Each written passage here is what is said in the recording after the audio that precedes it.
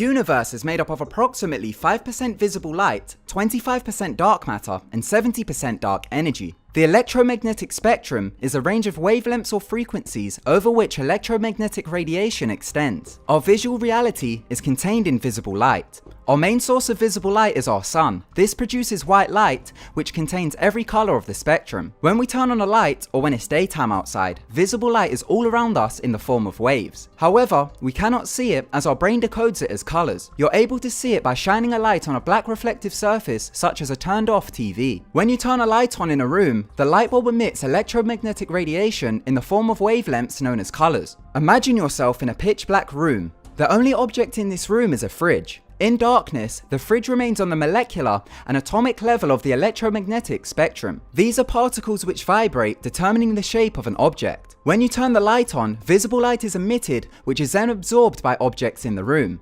For example, if the fridge was blue, it would absorb the blue wavelength of color, making it appear blue. This color is then reflected off the object and gets picked up by light receptors in our eyes. These light receptors are known as rods and cones.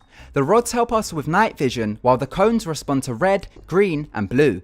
As humans, our eyes can only detect red, green, and blue.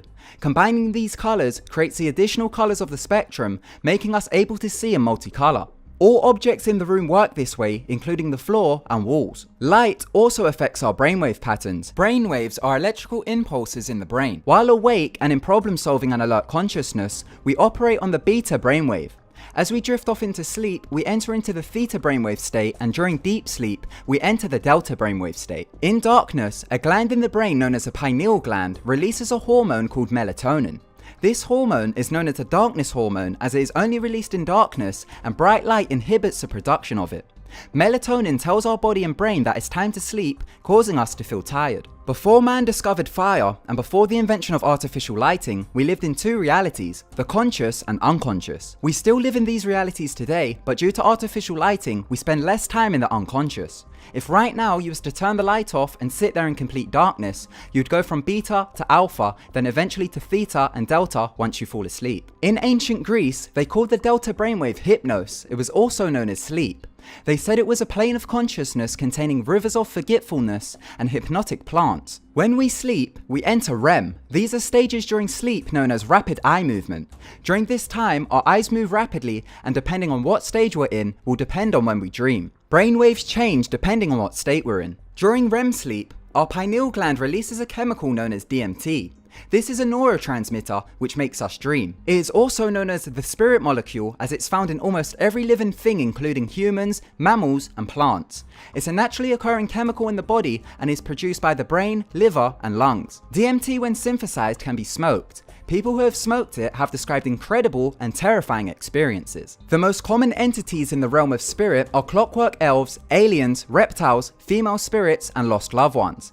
DMT is the most potent psychedelic in the world and is known as the link between worlds. People have described these entities telling them that this was the same place you go to after you die. I looked at Chris and I said, they told me that if I wanted to stay there with them, then I have to die. As DMT is in almost every living thing such as plants, our stomach has developed a defense mechanism so we do not hallucinate while consuming it. A compound in our stomach called monoamine oxidase breaks down the DMT. However, indigenous people of the Amazon figured out a way to make DMT active orally. They done this by combining plants that were monoamine oxidase inhibitors with plants carrying DMT. Therefore, this allowed the DMT to become orally active. They use this method to create a brew known as ayahuasca. It's used in religious and healing ceremonies throughout Peru and around the world. Ayahuasca is also known as the vine of the dead. DMT is released in the brain when we dream and in large amounts when we die. In ancient Greece, they spoke of planes of consciousness above dreams and into the realm of the unseen. They knew this as Hades or the underworld. Many ancient societies claim the universe was split into two worlds, the visible waking reality we live in and the darkness known as the underworld or the inner world. In ancient Greece, they called the creation of the universe chaos and said it brought the sun known as Helios and darkness known as Erebus. With the sun came day, sky, mountains, earth, and sea, and with darkness came night, sleep, dreams, aging, and death. They all claim this is an unseen world which is beyond the delta brainwave state. This unseen world may have become under surveillance in the advancements of technology. Before we understand this, we must understand visible light further. Visible light was discovered in the 17th century by Isaac Newton. He discovered that by using a prism, white light can be dissembled into the colours of the spectrum. He decided to call the colours a spectrum, which is a Latin word for apparition. Shortly after discovering this in 1800, a man by the name of Sir William Frederick Herschel discovered infrared. He came across infrared after investigating the temperature of each colour the spectrum emitted. After testing each colour, he had found that beyond red, which is the last colour on the spectrum, an intense amount of heat was being released. This led to him discovering infrared. It's a wavelength just greater than red's wavelength. These wavelengths are out of our sight, but since the invention of infrared cameras, we've been able to see what's beyond our vision. These orbs are beyond the visible wavelength, making them invisible to the naked eye. However, they surround us right now. They have been captured on infrared camera many times. NASA is the most notable cause, but the Mexican military also caught them on camera. Many people on YouTube also caught these orbs on camera. They've been captured hundreds, if not thousands of times. Dr. Klaus Hinneman, a former NASA employee, wrote a book called The Orb Project. In the book, he reported that under controlled conditions, using multiple cameras, it appeared that the orb showed some type of intelligence when asked to appear on camera by the photographer. When the Mexican military caught them on camera on March 5, 2004, the pilots claimed they felt as if the orbs knew they were under surveillance. A man who captured these orbs on camera asked them to put on a show in which they replied to, "Come on, give us a show, little critters." Wow. As the orbs resonate on a wavelength beyond visible light, it means they can see us, but we can't see them. So what are they? Trevor James Constable, a former Marine, was one of the first people to photograph these orbs. After reading several books about esoteric energy and doing research of his own, he decided to investigate, so set up ultraviolet and infrared cameras. He caught the same orbs on tape, translucent with a hole in the center. After reviewing his pictures and extending in further research, Trevor had come to a conclusion. He believes that orbs are an amobia-like form of life which exist on Earth and in the universe beyond our sight. He also claimed when provoked, they become predatory. To understand these orbs on a deeper level, we must understand time on a deeper level. Time is made up of visible light hours plus darkness. In simpler terms, if you were to count from sunrise to sunset, although these times will vary, when combined with darkness, it will always total to 24 hours. This is known as a day and night cycle. Astronauts' circadian rhythm changes slightly while in space as they are out of the orbit of the Earth, causing them to see different amounts of visible light. Day and night cycles are the measurement of the time it takes for the Earth to rotate around the sun, bringing us visible light. These are the two worlds, the light and dark, the yin and yang. Almost all ancient societies call the darkness the underworld. Much like how shadows stay with us in visible light, consciousness stays within the universe in darkness. During the 1950s, Robert Monroe worked on experiments which studied how people learn while they sleep. While working on these experiments, he came across one problem: how to make the test subjects fall asleep. He figured you can't simply tell them to fall asleep, and he refused to give them conscious altering drugs as it would defeat the purpose. He and his team had discovered how sound frequencies can alter consciousness, causing us to feel alert, asleep, and go out of body into expanded areas of consciousness. For example, a certain combination of frequencies listened to through headphones will phase us into different states of consciousness. There are many ways these frequencies can be administered. One is called binaural beats. This is where two different frequencies are played in each ear. Robert Monroe said that at the age of 40, he started to feel a strange vibration in his body. After visiting the doctors several times, he got the all clear. One day, as he was trying to fall asleep, he felt the vibration, so he laid in his bed to relax and ease the vibration. He said during this time, as he was going to sleep, he thought he was dreaming as he could see a fountain next to him on his bedroom ceiling. However, he quickly realized it was the chandelier on the ceiling. He then noticed himself lying in bed and realized he was having an out-of-body experience. He once again went to the doctor, but they couldn't find anything wrong with him. The out-of-body experiences became so frequent that he managed to control them and explore. He explored the out-of-body world up until he died at the age of 79. The out-of-body world is also known as the underworld and the astral plane. Monroe was so fascinated by the out-of-body world, he chose to redirect his entire study on it, which led to him and his team developing hemisync. Hemisync is short for hemispheric synchronization. This is also known as brainwave synchronization. Monroe indicated that this technique synchronizes the two hemispheres of one's brain, thereby creating a frequency-following response. This causes us to go into altered states of consciousness. This is known as phasing. Before we understand phasing, we must understand consciousness further. You can compare the brain to a radio. The radio picks up radio waves by its antenna. Within these waves are many different stations of information. The radio decodes this information using the circuits inside it. It then gives us sound as an output. When the radio is broken, the stations do not disappear as they are still in the source form of radio waves. By using the radio, you can phase into different frequencies to find different stations. Our brain is a receiver of consciousness, and some believe the antenna is a pineal gland. While awake, we are focused in the five-sense reality. This is known as focus level 1. We too can phase in and out of different states of consciousness. We can do this many ways, such as by using binaural beats, hemisync, conscious altering drugs, meditation, and sensory deprivation. Monroe broke these phases into focus points. These focus points can be broken up into categories which go beyond our physical death. 1 to 22 is waking and dreaming, while 23 to 26 is death and religious beliefs. 27 to 49 are spirits, interdimensional beings, and the higher self. Focus level 1 is what you're in right now. This is a beta brainwave state in which we are in alert and problem-solving mode of consciousness.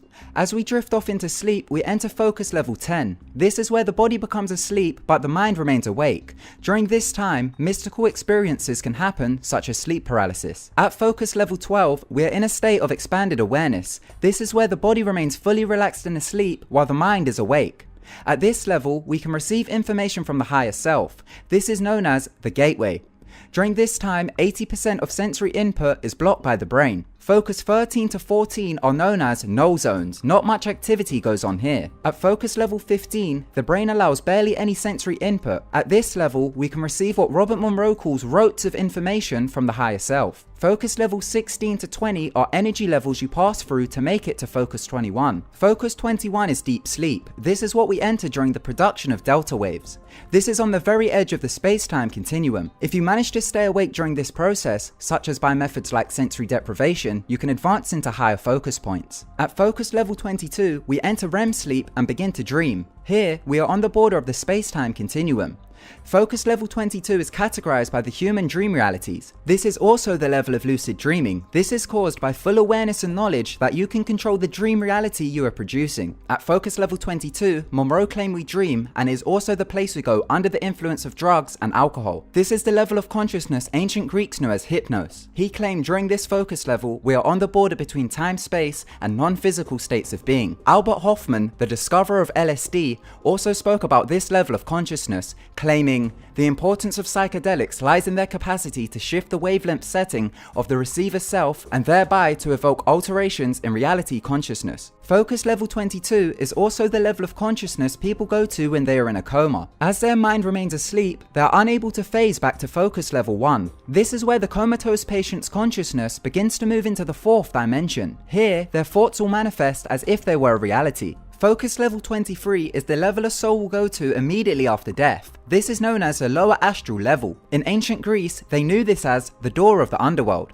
Once entered, a human would lose several physical and emotional attachments to their time spent in the third dimension. These were categorized into 3 sections: emotions and feelings, physical and emotional. Under emotion and feelings were grief, anxiety, agony, and fear. Under physical came old age, hunger, masturbation and sex, sleep, disease, and death. The third was physical and emotional. Under this came war, vengeance, strife, and discord. Monroe said this was a place where thought became action. This level is said to be inhabited by individuals who have recently left Earth but have not realized their transition. This contains people who have committed suicide, sudden death, disasters, and souls who do not believe there is life after death. After entering the door to the underworld, ancient Greeks claimed you are guided by an entity called Charon. Charon will sail you over a river onto a different plane. Here you can take 2 routes: the belief system territories and the ticket to the Isle of the Blessed. The belief system territory has been described as taking a gold coin for entry, while the ticket for the Isle of the Blessed is a golden boat. Each route will come with a life review. However, both routes will differ. If you choose to go down the belief system territory path, you will see your life review. This is a flashback of your life which shows how your choices affected others. In ancient Egypt, this was known as the Judgment Hall of Osiris and also the Weighing of the Heart. The ancient Sumerians knew this as the 7 judges of hell. This is where the 7 deadly sins originated. In ancient Greece, there were also 7 deadly sins. They were known as deceit, distress, strife, blame, retribution, doom, and affection. They decided whether you get into asylum known as heaven, or to Taurus known as hell or the abyss. These are known as the belief system territories, also known as focus level 24 to 26. In ancient Greece, they split these into several focus points. To Taurus, the Asphodo Meadows, Mourning Fields, and Asylum. To Taurus is a plane of consciousness the Greeks described as complete darkness and nothing else.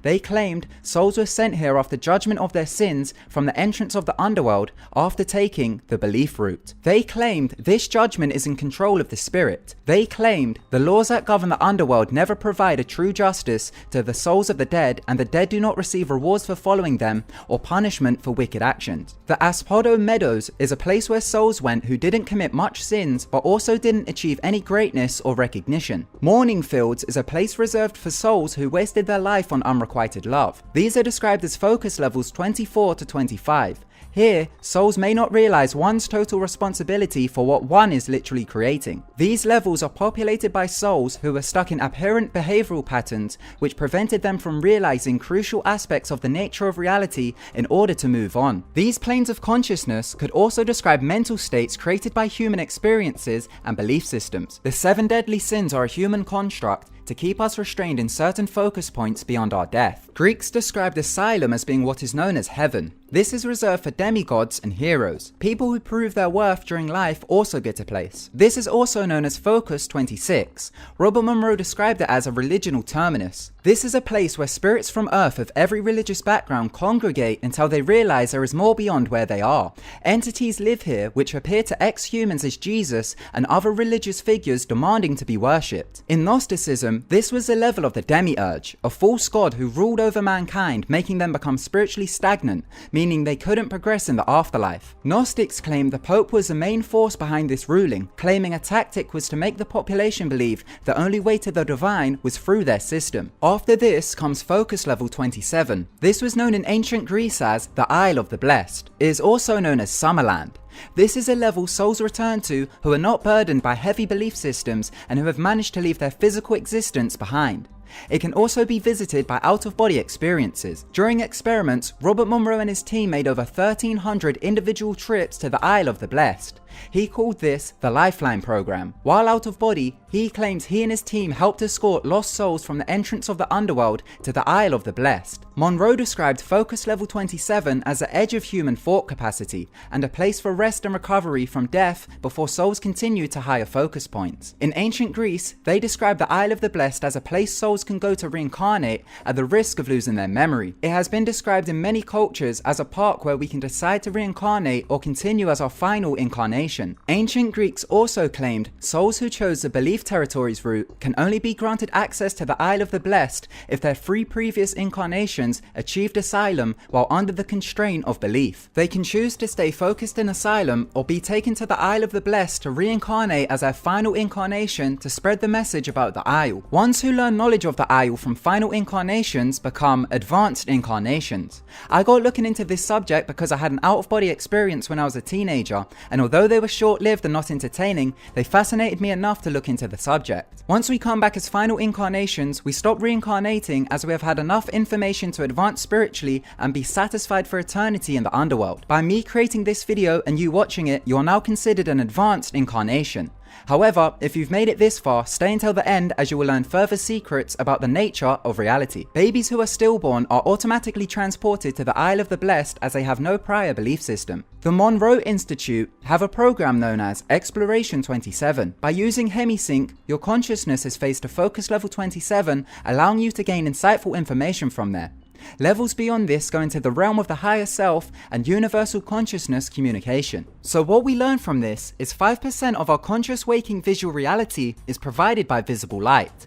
Visible light affects our brainwave states, and only 5% of the universe is visible to us. Beyond the delta brainwave state, we go out of body and return to spirit. This is known as the realm of darkness and also known as dark energy. Visible matter and dark matter are all tangible objects man-made and not man-made in the universe. Matter holds all creation on a molecular and atomic level. This includes past, present and future. Anything can be created with the Earth's resources, you just need to make the blueprints first. Nikola Tesla once said, if you wish to understand the universe, think of energy, frequencies, and vibration. So you could say, we're energy locked into the focus of frequencies and vibration. As visible light, dark matter, and dark energy, also known as the universe, totals to 100%, under the law of relativity, we coexist in the visible world and the underworld of the higher self at the same time. We are simply in different focus points. As the realm of darkness goes beyond the bounds of space and time, all events have already occurred. This is why some people refer to God as the all-knowing. The law of relativity makes it possible for an event to occur and be observed at the same time, making this correct. This has also been proven through out-of-body experiences and the practice of astral projection. This could explain the phenomena known as déjà vu and would also explain why Albert Einstein theorized that going faster than the speed of light would cause us to time travel. The Eleusinian mysteries are the most famous of the secret religious rites of ancient Greece. One of them reads, the defilements of a material nature creates constant elevations to realities of intellectual spiritual vision. This means, once you realize our waking reality is simply visible light, you can determine your own future. If the higher self is of all-knowing, then so are you. If you analyze the information the universe is giving you, you can make choices in response to the information being given. Using techniques which prey on human emotion can decide the outcome of these choices. This is known as manipulation. A less serious manipulation technique is a flirting technique known as push-pull. This manipulates the mind into liking someone by evoking emotion and humor. For example, a man approaches a woman and teases her using language which evokes emotion. He then compliments her using humor, all while under a flirtatious frame and context. The build-up of the tease creates strong emotions which are then eased by the humor. This is why it's called push-pull. Under a flirtatious frame, the woman will be thinking of sex while being teased emotionally. If done correctly, and the pair's humor corresponds, and if they are attracted to each other, then they will end up together. The Hermetic Corpus are a series of sacred texts dating back to 2nd and 3rd century AD. They are Egyptian and Greek wisdom texts. When translated, they explain 7 Hermetic principles. The first is the principle of mentalism, which claims all is mind, the universe is mental. Many celebrities know of this information. In Cypress Hill's song Insane in the Membrane, artist Be Real says, pilot off this ship, if I get with the ultraviolet dream, hide from the red light beam, now do you believe in the unseen? Kanye West released a song titled Ultralight Beam, in which he says, we on an ultralight beam, this is a God dream. If ancient civilizations knew the true nature about the universe and reality, why don't we know about it now on a larger scale? This is where it gets creepy. I think that if you take one of the O's out of good, it's God. If you had a D to evil, it's the devil. I think some cool motherfuckers sat down a long time ago and said, let's figure out a way that we can control motherfuckers. And that's what they came up with, is the Bible. Knowledge of the dynamics and layout of these sections of the underworld is believed to be some of the most guarded information on the planet, and is believed to be held in places such as the Vatican's secret archives. In order to understand how religion is controlling this secret, we must understand religion on a deeper level. All ancient civilizations had religion, however, their religions were very different to ours. Nowadays, people worship a holy figure or deity. In ancient times, they worshipped the planets and called them gods. They also named the planets. This is known as anthropomorphizing and is an act of humanizing an object. These are what the ancient Greeks called the planets, and here's what the ancient Sumerians called the planets. All ancient civilizations name their planets as they're trying to tell a story of astronomy. Firstly, let's take a look at a cycle the sun makes annually. As we go into the winter, the sun moves south continuously. However, on December 22nd, it goes to the lowest point in the sky. Here, the sun stops moving south for 3 days. During these 3 days, the sun is located in the Southern Cross constellation. On December 24th, the brightest star in the sky, known as Sirius, aligns with the 3 brightest stars in Orion's belt. Since ancient times, these stars have been called the 3 kings. The stars line up with the point of sunrise on December 25th. If you follow the 3 kings, you'll be directed to sunrise. On December 25th, the sun resides in the Virgo constellation. In Latin, Virgo means virgin. The constellation is also known as Virgo the Virgin. A symbol for this constellation is an M. On December 25th, the sun moves 1 degree, but this time north. Therefore, symbolically, the sun died on the cross, remained dead for 3 days, then was resurrected. Does this sound familiar? If we take a look at several holy figures, they all follow the same story. Born on December 25th to a virgin whose name begins with M, their birth announced by a star in the east which 3 kings followed. They had 12 disciples, walked on water, and healed people. They were also crucified, died for 3 days, then resurrected. This cycle is attached to 40 plus holy figures from around the world. This is because they are all representations of the sun. As I said earlier, ancient civilizations humanized the planets and stars. The 12 disciples represent the 12 constellations. When we say, "Oh my God," we are thanking the universe for all its creation, including the sun. When we thank Jesus, we are thanking the sun for giving us the visual reality we can create in. Jesus, known as the Son of God, is a representation of our sun. Ancient Egyptians worshipped the sun and referred to it as the giver of life. Now we know that ancient civilizations anthropomorphized planets, holy texts paint a different picture. The first copy of a story to be written this way was known as the Enuma Elish. It's from ancient Babylon, which is now known as Iraq. It was written around 500 to 600 BC and is the first ever creation story. The Christian Genesis almost mirrors the Enuma Elish. This is because they are trying to tell the same story. Many other holy creation tales are copies of the Enuma Elish. Ancient Sumerian tablets were also found. When translated, it is found that the Old Testament is a rewrite of these tablets. Once translated, the story tells us how the world and planets were created. It goes like this.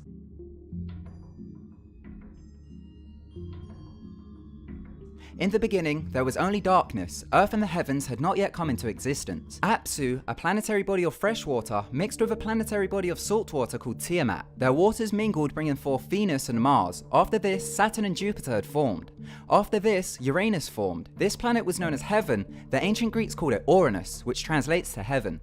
Neptune also formed. After this, a cosmic war began. The Greeks called this the War of the Titans. Planets were hit by asteroids. During this time, a planet known as Tiamat drew its moon into their orbit. This was known as Kingu, and it had a total of 11. A planet known to the Sumerians as Nibiru, also known as Planet X and the Destroyer, was heading towards the solar system, entering its orbit. This crashed into Tiamat and its 11 moons. Nibiru then left our solar system, only to return and to crash into Tiamat again. The story claims Tiamat was split into two. One half was placed between Venus and Mars, creating the Earth, while the other half was destroyed, creating a stone blanket. This is now known as the asteroid belt. Nibiru then left orbit and Earth began its cooling stage. Ancient Greeks wrote of a golden age. During this age, peace and harmony prevailed. People did not have to work to feed themselves, for the earth provided food in abundance. They claimed during this time humans reigned under the rule of Kronos. Kronos was a representation of Saturn. During the Golden Age, our main source of light was Saturn.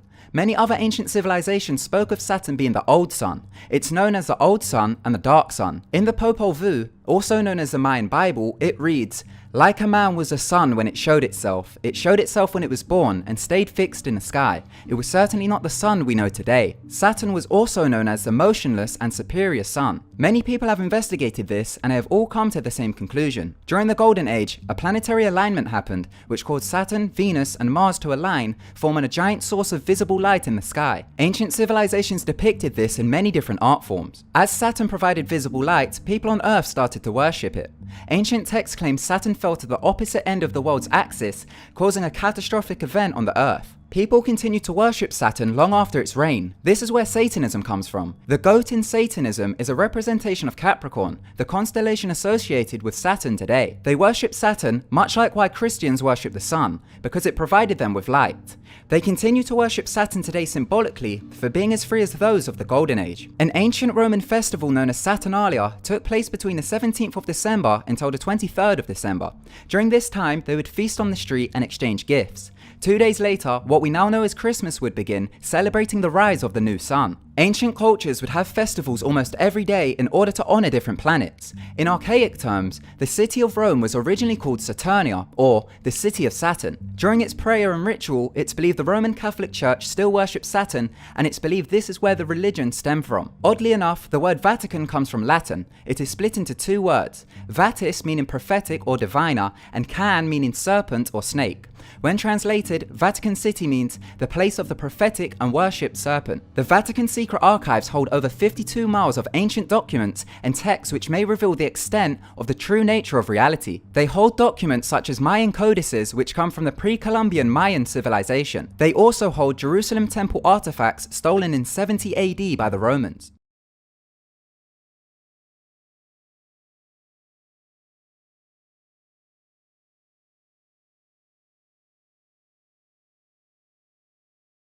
Now, ladies, where exactly are we going?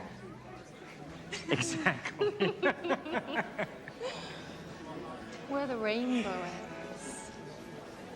Where the rainbow ends. Don't you want to go where the rainbow ends? Well, now that depends where that is. Well, let's find out. The Illuminati, which means the light bearers and the illuminated ones, are people claiming to possess special enlightenment or knowledge of something. These people are ones who know the information I told you earlier. They formed the secret society in 1776 by Freemasons. Freemasons refer to their deity as the Great Architect of the Universe. The Illuminati's goals were to oppose superstition and religious influence over public life and abuses of state power. The idea was to control the public with the use of manipulation without dominating them, therefore offering them small freedoms. With the encouragement of the Roman Catholic Church, the Illuminati were outlawed in 1784. In the several years following, the group was vilified by conservative and religious critics who claimed that they continued underground and were responsible for the French Revolution. The French Revolution started after what was known as the Age of Enlightenment. This occurred from 1715 to 1789. The French Revolution brought an end to the age as a revolution was manufactured by the enlightened to control the population. This is where the secondary control system came into place, which is now known as the Illuminati. After the revolution, they started to rule the world. Since then, we've been under two control systems which hide the true nature of reality. Nowadays, the Illuminati are globalists who want to start a new world order. We have before us the opportunity to forge for ourselves and for future generations a new world order, a world where the rule of law, not the law of the jungle, governs the conduct of nations. When we are successful, and we will be, we have a real chance at this new world order. From the recent US election, it has come to light that the US media is owned by the globalists. And the media, look at all those people back there.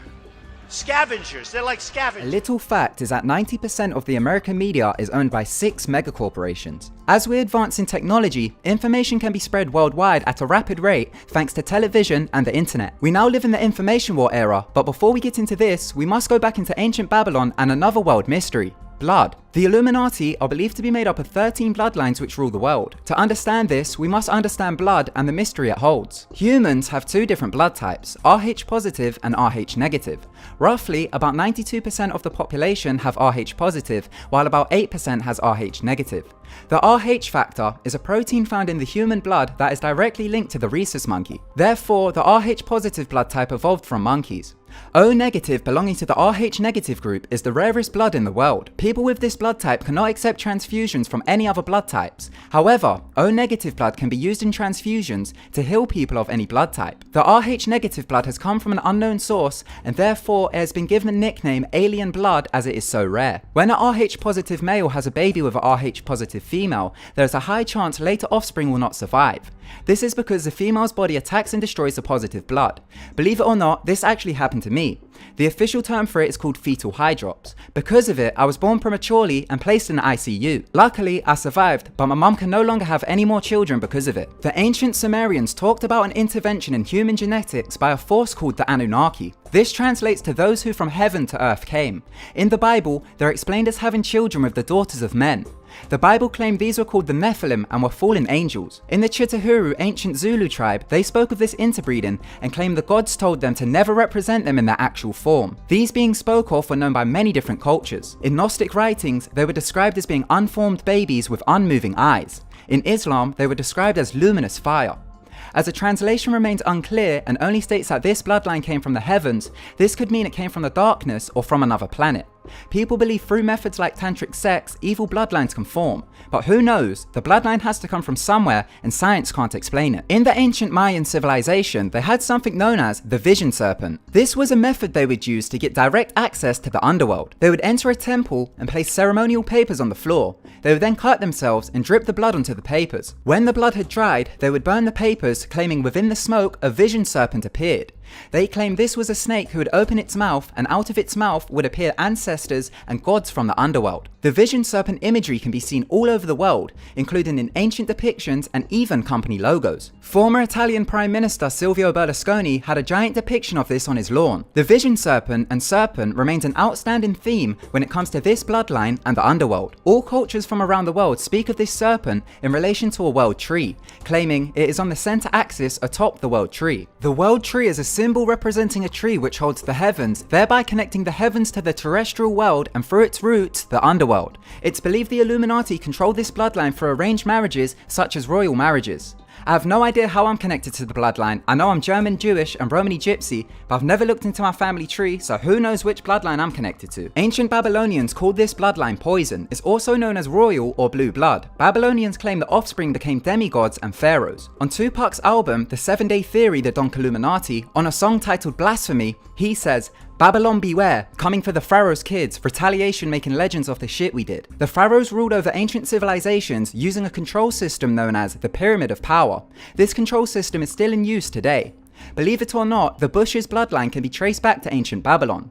Not one, but two members of this family have manipulated information by the use of media to start two wars. The first was George H.W. Bush in order to start the Gulf War between the US and Iraq. The US had Kuwait as its allies. George H.W. Bush faked a press conference in which a 15-year-old Kuwaiti girl who could not be identified claimed this.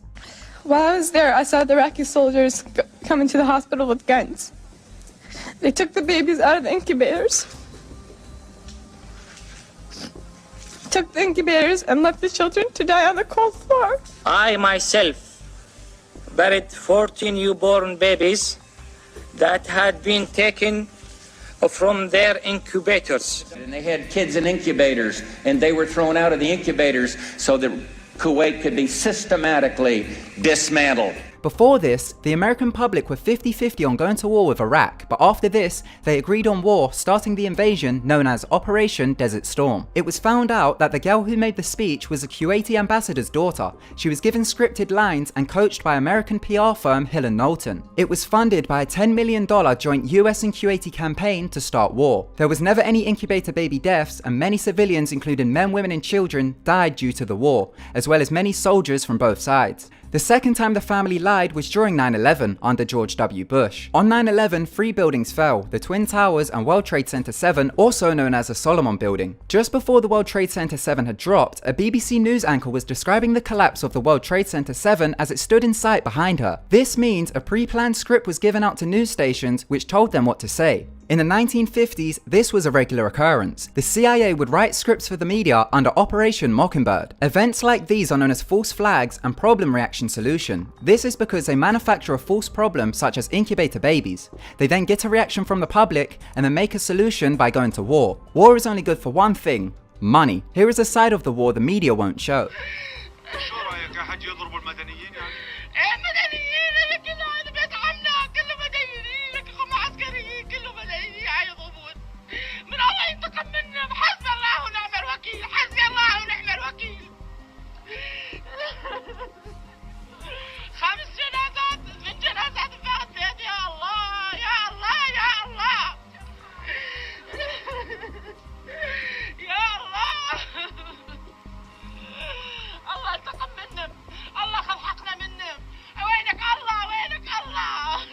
As I said earlier, we're now in the information war era. Luckily, there is alternate media. The biggest source of alternate media which goes up against the globalists and Illuminati is funnily enough known as InfoWars. It is run by Alex Jones, who filmed the bizarre rituals the Illuminati do at Bohemian Grove. Which hither ye have brought from regions where I reign, ye fools and priests. I spit upon your fire. Midsummer sets us free.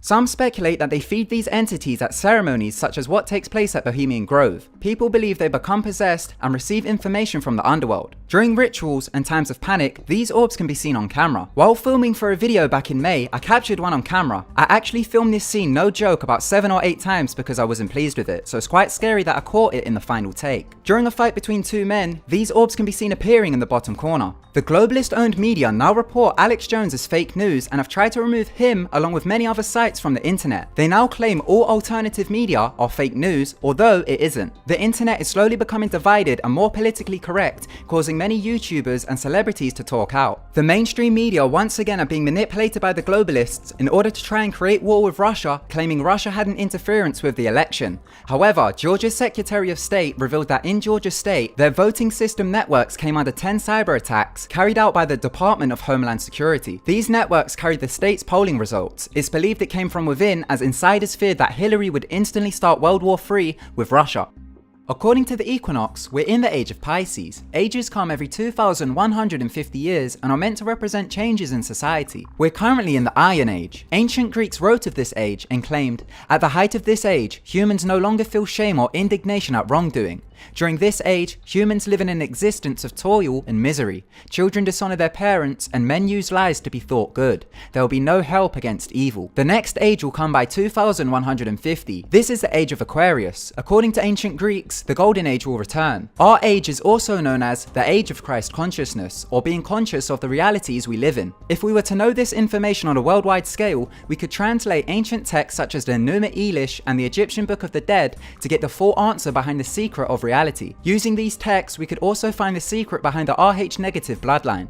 Once we've done this, we could rewrite the story in current languages and release the secret worldwide, which would theoretically be known as the second coming, as everyone would be in Christ consciousness. We could transition back into the golden age, also known as paradise and heaven on earth. However, because of duality, this may never become possible. Knowing this information is known as being woke or enlightened. Now you know this information, remember, you're in control of your own destiny. Please don't use manipulation. Although you can control your own destiny, is it really destiny or fate? Each choice will lead you down a different path. All choices have already been made, it's just a matter of time. You can choose to be good or bad on this earth, but in eternity, you must live with yourself forever. So learn to love yourself and love others. If all this is correct, and there is life after death, once you reach it, do not fear belief systems. You can remember this video to create your own eternity.